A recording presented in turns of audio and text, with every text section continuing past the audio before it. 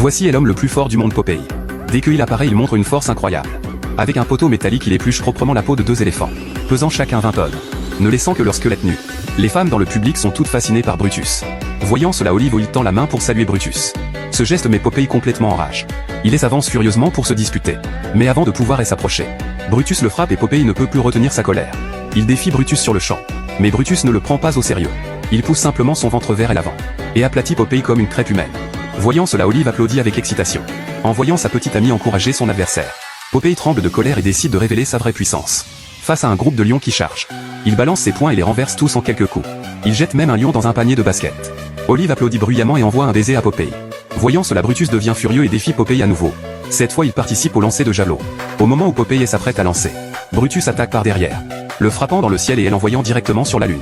Brutus pense que cette fois, Olive tombera complètement amoureuse de lui. Mais contre toute attente Olive aime toujours Popeye. Refusant de l'accepter Brutus continue de harceler Olive. Paniquée Olive prend un haut-parleur et appelle Popeye sur la lune. Entendant elle appelle à l'aide de sa petite amie.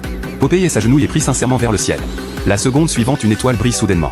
Un miracle se produit et l'étoile se transforme en dieu des épinards. Et donne à Popeye une boîte des épinards. Après avoir mangé les épinards Popeye est rempli de force. Il se transforme en fusée et revient sur terre comme une étoile filante. Avec un grand bruit il atterrit devant Brutus. Et le frappe plusieurs fois à la tête. Bientôt Brutus est battu et réduit à un petit homme. Voyant la situation se retourner contre lui, Brutus s'enfuit terrorisé sans oser regarder en arrière.